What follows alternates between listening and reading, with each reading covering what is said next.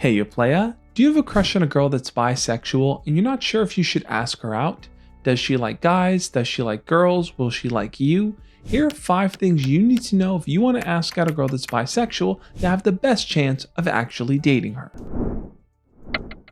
A common thought that a lot of guys have is that if a girl is bi, yeah, she's probably attracted to some girls, but she really mainly likes guys. And by thinking like this, you're really just invalidating her sexuality. A lot of times, bi people may be more attracted to one or the other, but in reality, they like both. If you approach that girl with the intention to try to convince her that she should mainly just date guys and that you're going to be the one that's going to flip her, she's going to feel invalidated by that approach. She's not going to want to date you because she's going to think that you don't really see her for who she is and that you're probably fetishizing her a little bit and turning her into this big conquest and project that's really mainly about you. Ask yourself, what is it about the fact that she also likes girls that just somehow rubs you the wrong way?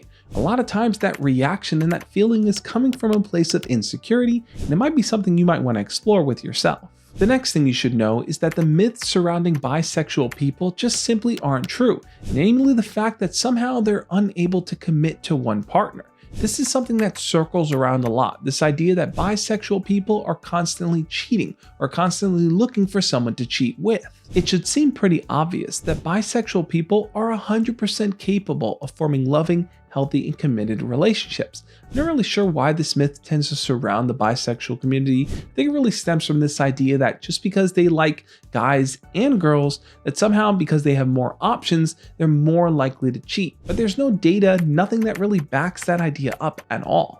For example, if you're attracted to multiple people and then decide to be in a relationship with one of them, you don't have a higher likelihood of cheating just because you're attracted to other people. If that were the case, then everyone would be at fault and everyone would be at risk because we tend to be attracted to a lot of different people at once. The next thing you should know is that the best thing that you can do if you plan on dating someone that's part of the LGBT+ community is how to be a good ally, how to understand things like biphobia and bi erasure, and how bi people navigate in this world and the struggles they face. If anyone knows that the person that you like is bi, then chances are they've heard tons of invalidating comments before, like, you just want attention, you're just going through a phase, or you really just like men or women. You can't like both. Being a good ally means standing up and speaking out whenever you hear these types of comments made. Don't let them go unchecked.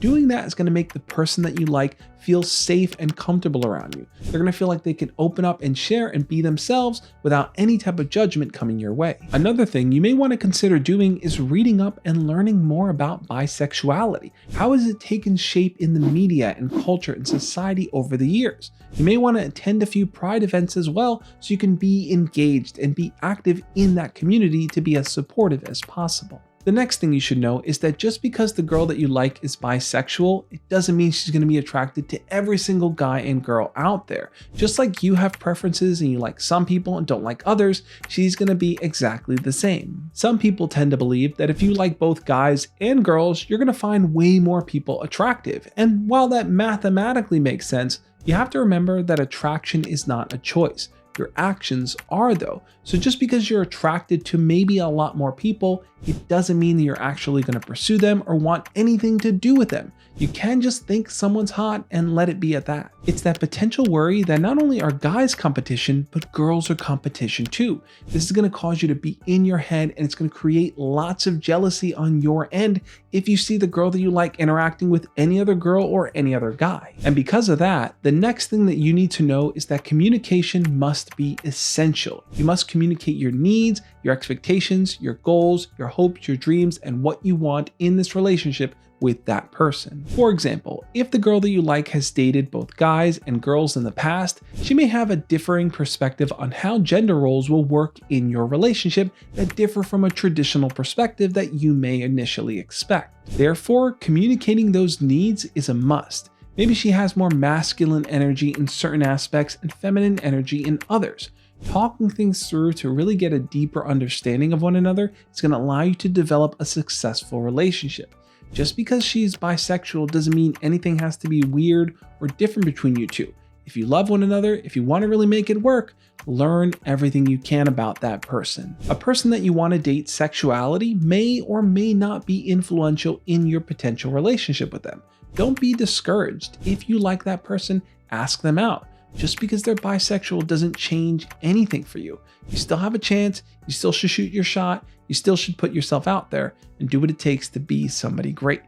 Now, what I recommend doing is to check out the video over there on the screen now, where I'm going to talk more about exploring your own sexuality, how to understand it better, how to answer those questions about where you stand, and how to talk about your feelings when you like someone. Check out that video, and I'll catch you next time. As always, love and peace.